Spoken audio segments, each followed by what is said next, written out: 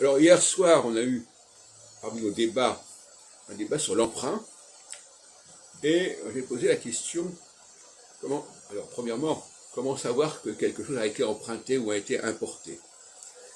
Quand il n'y a pas les conditions nécessaires pour la fabrication de quelque chose, c'est que ça a été importé.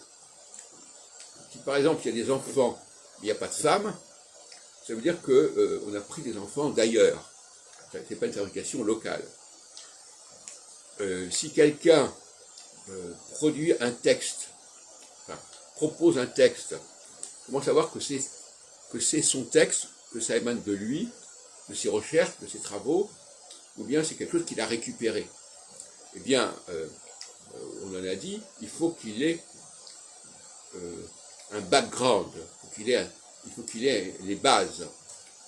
Quelqu'un qui prétend avoir écrit sur l'Allemagne et qui ignore des choses absolument fondamentales sur l'Allemagne, des choses basiques, ça veut dire qu'il a une sorte de spécialisation fictive qu'il a acquise en récupérant les travaux de quelqu'un d'autre, mais il n'a pas récupéré tout le background, tout l'arrière-plan qui était nécessaire à l'élaboration de ce texte.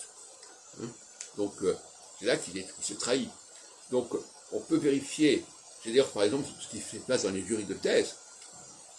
La personne propose une thèse, mais on peut lui poser des questions diverses pour savoir si vraiment cette thèse, c'est lui qui l'a élaborée ou s'il a récupéré des choses, par exemple.